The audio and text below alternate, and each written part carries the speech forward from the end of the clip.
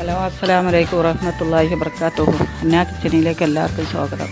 ഇന്ന് ഞാനിവിടെ ഉണ്ടാക്കാൻ പോകുന്നത് അപ്പത്തിൻ്റെ റെസിപ്പിയാണ്. ഈ റെസിപ്പിയിലേക്ക് പോകുന്നതിന് മുൻപ് ഈ ചാനൽ ആദ്യമായി കാണുന്ന കൂട്ടുകാരാണെങ്കിൽ ഒന്ന് സബ്സ്ക്രൈബ് ചെയ്ത് സപ്പോർട്ട് ചെയ്യണം.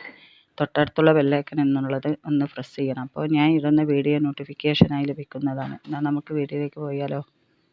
ഈ അപ്പം തയ്യാറാക്കുന്നത് മൈദപ്പൊടി കൊണ്ടാണ് കേട്ടോ. 500 ml കപ്പിൽ 1 കപ്പ് മൈദപ്പൊടി എടുത്ത് വെച്ചു. ഈ പൊടി കുഴക്കുന്നത് ചുടുവെള്ളം ഒഴിച്ചിട്ടാണ് കേട്ടോ. പൊടി കുഴക്കാനുള്ള ആവശ്യത്തിനുള്ള വെള്ളം എടുത്തു. അതിലേക്ക് 1/2 ടീസ്പൂൺ ഉപ്പിട്ട് കൊടുത്തിട്ടോ. 1 ടീസ്പൂൺ വെച്ച് ഉപ്പ് കലക്കി പൊടിയിലേക്ക് കുറച്ച് വെള്ളം ഒഴിച്ചു കൊടുത്തിട്ടോ. പൊടി ഒന്ന് കുഴച്ചെടുത്തു. വെള്ളം തികയാതെ വന്നപ്പോൾ ബാക്കിയുള്ള വെള്ളം ആദ്യം കൂടി കുറച്ച് ഒഴിച്ചു കൊടുത്തു. അധികം കട്ടിക്കല്ല ഈ മാവ് കുഴച്ചെടുത്തത് കേട്ടോ. കുറച്ച് ലൂസാക്കിയിട്ടാണ് കുഴച്ചെടുത്തത്. അതിലേക്ക് കുറച്ച് ഓയിലും ഒഴിച്ച് കൊടുത്തു. മാവ് സോഫ്റ്റ് ആവാൻ വേണ്ടിയാണ് ഓയിൽ ഒഴിച്ച് കൊടുത്തത്. 10 മിനിറ്റ് നേരം അതൊന്ന് സോഫ്റ്റ് ആവാൻ വെച്ചിട്ടോ. ഇപ്പോൾ 10 മിനിറ്റ് നേരം കഴിഞ്ഞു. ആ മാവ് നല്ല സോഫ്റ്റ് ആയിട്ടുണ്ട്. ഒന്നും കൂടി കുഴച്ചെടുത്തു. അതിൽ നിന്ന് കുറച്ച് മാവ് എടുത്ത് ബോൾസാക്കി ഉരുട്ടി വെച്ചു. 10 മിനിറ്റ് നേരം സോഫ്റ്റ് ആവാൻ നമ്മുടെ ബോൾസ് എല്ലാം ഇവിടെ തയ്യാറായി കഴിഞ്ഞു. ഈ അപ്പം തയ്യാറാക്കുന്നത് അരിപ്പൊടിൻ്റെ കവറിൽ വെച്ചിട്ടാണ് കേട്ടോ. ഇതിലേക്ക് കുറച്ച് ഓയിൽ ഒഴിച്ച് കൊടുത്തു. കൈകൊണ്ട് എല്ലായിടത്തും തേച്ച് പിടിപ്പിച്ചിട്ടോ. ഒരു ബോൾസ് എടുത്ത് അതിൻ്റെ മേലെ വെച്ചു. ഓയിൽ കയ്യിൽ തേച്ച് ആ ബോൾസ് ഒന്ന് നല്ലവണ്ണം പരത്തിയെടുത്തിട്ടോ. അധികം കട്ടിക്കല്ല പരത്തിയത്, തിന്നായിട്ടാണ് പരത്തിയെടുത്തത് കേട്ടോ. ഗ്യാസ് ഓൺ ചെയ്ത് നോൺ സ്റ്റിക്കിൻ്റെ ഒരു പാൻ അതിൻ്റെ മേലെ വെച്ച് കൊടുത്തിട്ടോ. പാൻ ചൂടായപ്പോൾ അതിൻ്റെ മേലെ കുറച്ച് ഓയിൽ തേച്ച് പിടിപ്പിച്ചു. എന്നിട്ട് ഈ അപ്പം അതിലേക്ക് ഇട്ട് കൊടുത്തിട്ടോ.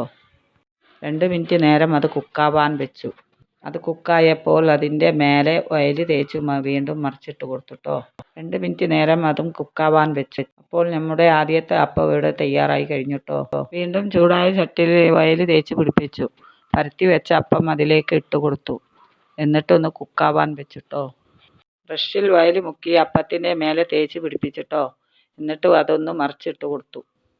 അത് കുക്കാവുമ്പോഴേക്കും അടുത്ത ബോൾസ് നമുക്ക് ഇവിടെ പരത്തി വെക്കാം. ഈ അപ്പം തിരിച്ചും മറിച്ചും ഇട്ടിട്ട് കുക്കാക്കി എടുക്കണം കേട്ടോ. ഗ്യാസ് ഹൈ ഫ്ലെയിമിലാണ് വെച്ചിട്ടുള്ളത്. അപ്പം കരിഞ്ഞു പോവാതിരിക്കാൻ ശ്രദ്ധിക്കണം കേട്ടോ. അങ്ങനെ നമ്മുടെ അപ്പം തയ്യാറായിട്ടോ. വീണ്ടും ചൂടായ ചട്ടിയിലേക്ക് എണ്ണ തേച്ച് പിടിപ്പിച്ചു.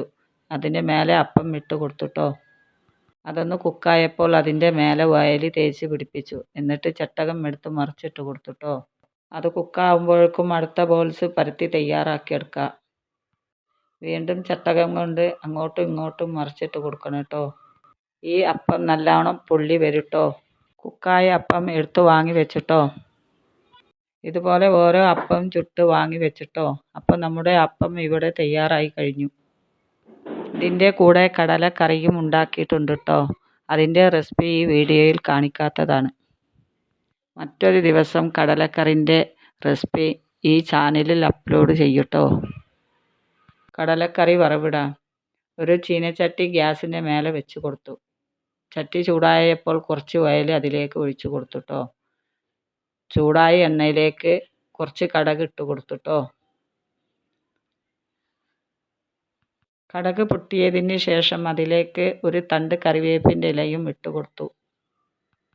2 വറ്റൽമുളകും അതിലേക്ക് കട്ട് ചെയ്തിട്ട് കൊടുത്തുട്ടോ. വറ്റൽമുളകും കറിവേപ്പിലയും റോസ്റ്റായപ്പോൾ ഈ വറവ് കറിയിലേക്ക് ഒഴിച്ചു കൊടുത്തുട്ടോ. കടല കറി വെച്ചത് തേങ്ങ അരച്ച് ഒഴിച്ചിട്ടാണ് കേട്ടോ. തേങ്ങ അരക്കുമ്പോൾ അതിലേക്ക് പച്ചമുളകും ഇട്ട് കൊടുത്ത് അരച്ചിട്ടുണ്ട് കേട്ടോ. അപ്പോൾ നമ്മുടെ കറിയും അപ്പം എല്ലാം ഇവിടെ തയ്യാറായി കഴിഞ്ഞു. കഴിച്ച് വിവരം പറയട്ടോ. സൂപ്പറാണ് കേട്ടോ. ഈ റെസിപ്പി നിങ്ങൾ ചെയ്ത് നോക്കി ഇതിൻ്റെ ഫീഡ്ബാക്ക് കമൻറ്റിലൂടെ എഴുതി അറിയിക്കണം കേട്ടോ. ഇവിടെ വൈൻഡപ്പ് ചെയ്യാണ് കേട്ടോ. അസ്സലാമു അലൈക്കും.